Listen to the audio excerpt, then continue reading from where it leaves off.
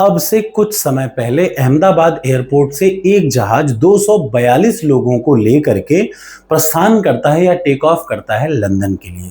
लेकिन थोड़े ही समय में, टेक ऑफ के थोड़े ही समय में ऐसा पाया जाता है कि तकनीकी खराबी या किन्हीं वजहों के चलते वो जहाज अपना संतुलन खो देता है और संतुलन खोने के बाद एक रिहायशी इलाके में जाकर के गिरता है। इससे एक चीज तो निश्चित है कि 242 लोग जो उसमें सवार थे वो उनके बचने की उम्मीदें नहीं के बराबर हैं। तो आज मैं मानस पांडे आपको बताने जा रहा हूं कि एक जहाज में कौन कौन सी वजहें होती हैं जिनसे एक जहाज क्रैश करता है, क्योंकि आज या फिर कल या परसों या कभी मरने से पहले निश्चित है कि आप जहाज में कभी न कभी बैठेंगे।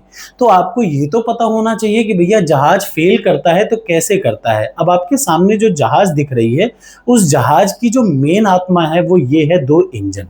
ध्यान से देखिए, एक जहाज की जो मेन सोल होती है वो क्या होते हैं, ये दो इंजन। आमतौर पे किसी जहाज में या तो दो इंजन होते हैं या चार इंजन होते हैं, लेकिन जो पैसेंजर जहाज होती है, जो आमतौर पे पूरे वर्ल्ड में जितने भी प्लेन चलती हैं, वो जहाज में आमतौर पे दो ही इंजन पाए जाते हैं। ये देख रहे हैं ना, ये गोला वाला, ये दो इंजन, एक इस तरफ और एक इस तरफ। अब आपको मैं साफ भाषा में बताऊं तो अगर कोई एक इंजन खराब होता है तो आप इस प्लेन की सकुशल लैंडिंग करा सकते हैं, लेकिन अगर गलती से दोनों इंजन खराब हो गए तो आप एक बात क्लियर रखिए कि दुनिया का कुछ भी हो जाए, उस जहाज का एक ही रिजल्ट होता है, वो होती है सबकी मौत। ठीक, यानी जहाज एक चलता फिरता गोला है। तो आप इस वीडियो को देखेंगे और आपको समझ में आएगा कि वो कौन कौन सी वजह हैं जिनकी वजह से भारत में जो प्लेन होते हैं ना, वो क्रैश होते हैं। वैसे तो मैं आपको बता दूं कि तीन ट्रांसपोर्ट के मीडियम होते हैं, एक तो एयर होता है मीडियम, दूसरा रेलवे होता है और तीसरा रोड ट्रांसपोर्ट। ठीक, तो सबसे कम एक्सीडेंट की पॉसिबिलिटी होती है इसमें।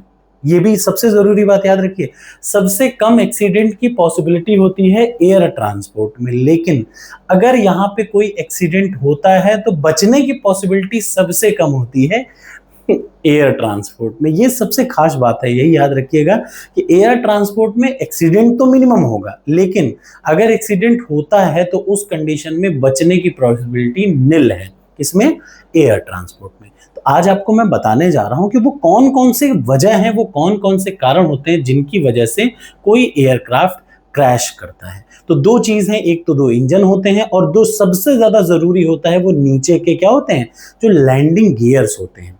इनमें से अगर कुछ गड़बड़ हुआ, यानी उसके बाद आप मान के चलिए कि 50% आपके जीने की प्रोबेबिलिटी कम हो गई। अभी मैं आपको ये नहीं बताने जा रहा हूं कि एक जहाज चलती कैसे है, कैसे काम करती है, बस ये बताने जा रहा हूं कि एक जहाज अगर क्रैश होती है और अगर भारत की भाषा में बात करा जाए तो वो कौन कौन सी वजह होती है जिनकी वजह से वो क्रैश होता है। तो चलिए, आमतौर पे कोई भी जहाज जब लैंड करता है या टेक ऑफ करता है तो जो सबसे इंपॉर्टेंट चीज मैंने अभी आपको बताई, ये तीन लैंडिंग गियर्स और ये जो दो इंजन है।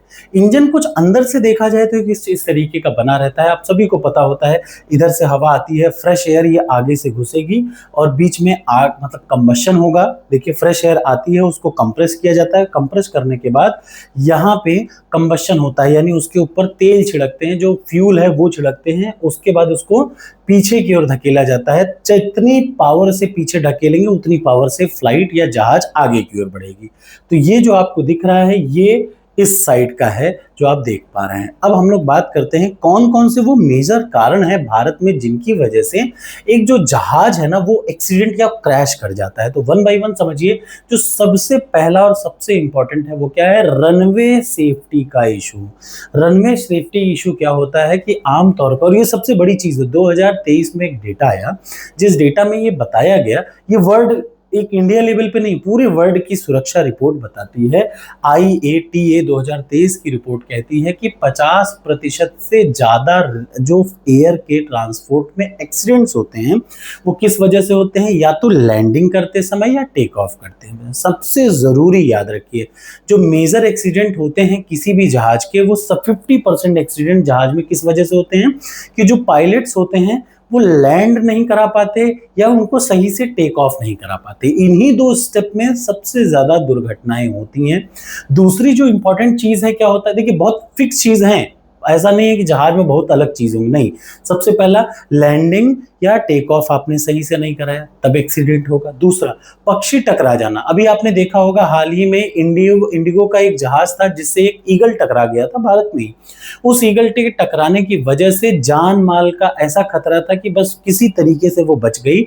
अगर अब इसमें बचने ना बचने का सबसे बड़ी चीज क्या है जानते हैं?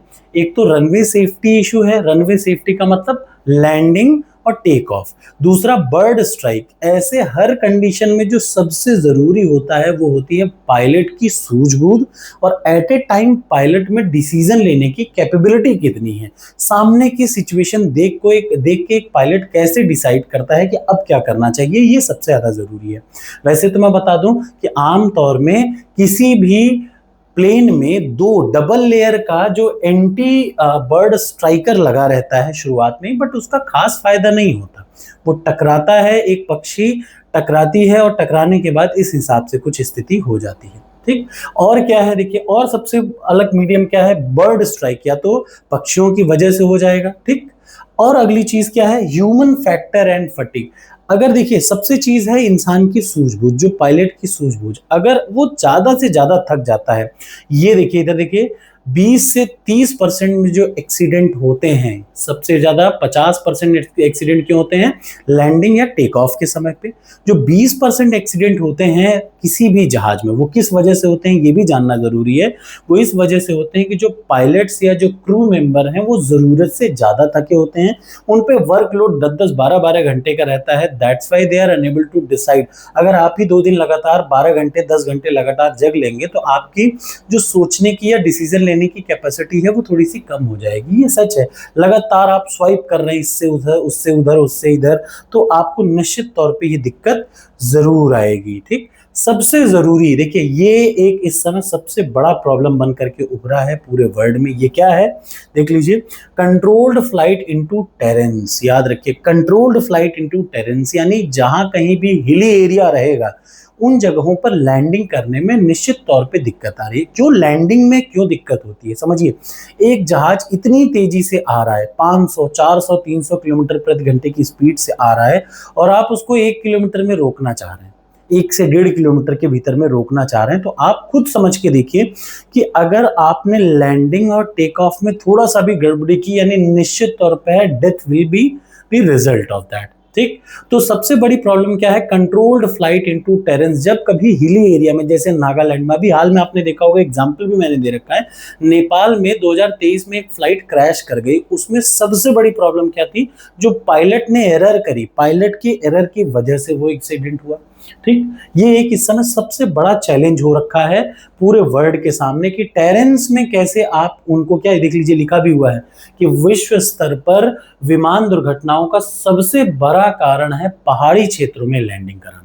क्योंकि पहाड़ में तो इतना आपको लैंडिंग के लिए 1 किलोमीटर का लंबा रास्ता तो दिखेगा नहीं, आपको 500 मीटर में, आपको 600 मीटर में, जैसे भी हो अपने फ्लाइट को लैंड कराना है। तो ये एक बड़ी समस्या आजकल बन के उभर रही है, क्योंकि जैसे जैसे एयरपोर्ट्स बढ़ रहे हैं ये समस्या भी होती है। ठीक। अगला, एयर ट्रैफिक कंट्रोल का चैलेंज। जो सबसे अलग और सबसे इंपॉर्टेंट चैलेंज है वो है एटीसी। देखिए, एटीसी का काम है सारे इंफॉर्मेशन को गैदर करना, उनकी हेल्प करना। कोई फ्लाइट अगर हवा में चल रही है तो कितनी फ्लाइटें चल रही हैं, किसी भी फ्लाइट आपसे, जैसे आज की ही घटना आप देखेंगे, ये जो अहमदाबाद एयरपोर्ट में एक्सीडेंट हुआ, तो तुरंत एटीसी ने संपर्क करने की कोशिश की। पहले उन्होंने मेडे, जैसे अगर आपकी फ्लाइट, आपको लग रहा है कि अब कुछ नहीं बचेगा पायलट के, तो वो मेडे, मेडे वो लोग क्या बोलते हैं? मेडे। जैसे ही वो बोलते हैं मेडे, मेडे का मतलब अब तत्काल, दे नीड हेल्प, उन्हें तत्काल एटीसी से मदद चाहिए। किसे? मेडे, मे MAYDAY, ये शब्द वो लोग बोलते हैं पायलट्स कब? जब उनको लगता है कि अब मेरी फ्लाइट, अब कोई बच नहीं पाएगा, there is no anyone other option other than death. तो उस कंडीशन में वो लोग मेडे बोलते हैं। तब सबसे जरूरी होता है important factor ATC, air traffic control. अगर एटीसी सजग है, सतर्क है, तो ये निश्चित है कि किसी न किसी तरीके से क्या हो जाएगा, बचाने का कुछ ना कुछ जुगाड़ हो जाएगा। ठीक, loss of control in flights. Loss of control क्या होता है? देखिए, सबसे जरूरी है कि अगर एडवर्स लॉस ऑफ कंट्रोल कब हो जाता है। अभी आपने देखा होगा एक फ्लाइट दिल्ली से चली, कहाँ के लिए? जम्मू के लिए। जैसे ही वो आसमान में पहुंची, ये एक बहुत बड़ा रीजन है। देखिए, इस पे हमारा कोई बस ही नहीं चलता। ये एक इकलौती ऐसी चीज है which is natural, which we can not control. ठीक, तो देखिए, loss of control in flight क्या होता है? फ्लाइट दिल्ली से चली जम्मू के लिए, लेकिन रास्ते में इतनी तेज आसमान की गड़गड़ाहट, सारे बादल वदल की सारी प्रतिकूल मौसम हो गया, आपका पूरा क्लाइमेट ही चेंज हो गया। उस समय जो सबसे बड़ी प्रॉब्लम आती है वो टर्बुलेंस की आती है। कभी कभी जहाज 200 मीटर नीचे सरक जाता है धड़धड़ा के, तो आपको डर बना रहता है। इस पे हमारा कोई कंट्रोल नहीं है। ठीक, ये एक नेचुरल डिजास्टर है, इस पे किसी का कोई कंट्रोल नहीं है। एडवर्स सिचुएशन में इसका कोई कुछ नहीं कर सकता। और 20% याद रखिए जो एक्सीडेंट होते हैं, मैंने आपको बताया ना सबसे मेजर एक्सीडेंट लैंडिंग या टेक ऑफ, 20% जो एक्सीडेंट होते हैं वो किस वजह से होते हैं, ये भी मैंने दिखा दिया कि ह्यूमन फटीग यानी इंसानों की गलती से होती है। और जो बचे 20 से 30% होते हैं, 20% जो एक्सीडेंट होते हैं वो क्लाइमेट, यानी 3 बड़े फैक्टर हैं एक जहाज के एक्सीडेंट होने का। ठीक, और कभी कभी ग्राउंड लेवल पे हैंडलिंग भी नहीं सही हो पाती, इस वजह से भी एक्सीडेंट हो जाता है जहाजों का। तो ये रहा जहाजों के एक्सीडेंट का एक बड़ा रीजन, एक बड़ा वजह। और आपको समझना होगा कि किसी भी जहाज को कंट्रोल करते समय, अच्छा मैं आपको ये जहाज का एक वो भी दिखा दूं कि एक जहाज का आकार कुछ इस तरीके का बना रहता है। ये देखिए, ये आपके सामने जहाज है, और जहाज को जब आप सही से देखेंगे, बाहर की बॉडी हटा दीजिए, तो ये जहाज, ये ब्रैकेट होते हैं। ये क्या होता है? ये ब्रैकेट ट्यूब्स है, एल्युमिनियम के अलॉय से बने हुए ब्रैकेट ट्यूब्स रहते हैं, और इनके बाहर कार्बन फाइबर का एक लेयर चढ़ती है। जैसे जहाज को आप बाहर से चिकना चिकना देखते हैं ना, सॉफ्ट सॉफ्ट, वो कार्बन फाइबर की लेयर होती है। लेकिन एक जहाज ओरिजिनली ऐसे होता है जो आपके सामने दिख रहा है। ठीक, इसकी जान क्या है? इसकी जान है इसके 2 इंजन और नीचे के जो लैंडिंग गियर्स। एक एक चीज इंपॉर्टेंट है इसमें, लेफ्ट राइट करने के लिए वो जो पीछे पूंछ खड़ी हुई है वो है। ये देखिए, जो ये ब्लू ब्लू आप तो देख रहे हो ना, स्काई ब्लू टाइप का, ये क्या है? ये कार्बन फाइबर, कार्बन फाइबर से बने होते हैं, यानी जो हल्के लेकिन बहुत मजबूत आइटम से बनते हैं। ठीक, ये है बनावट एक जहाज का। लेकिन फिर मैं बता दूं, चूंकि ये जहाज में अगर आप समझिए कि दोनों इंजन गड़बड़ हुए, यानी सब खत्म। तो जहाज में रेयरली एक्सीडेंट होता है, लेकिन अगर एक्सीडेंट होने की नौबत आती है तो कोई बच न रहा है इसकी भी गारंटी नहीं है, कोई नहीं बचेगा।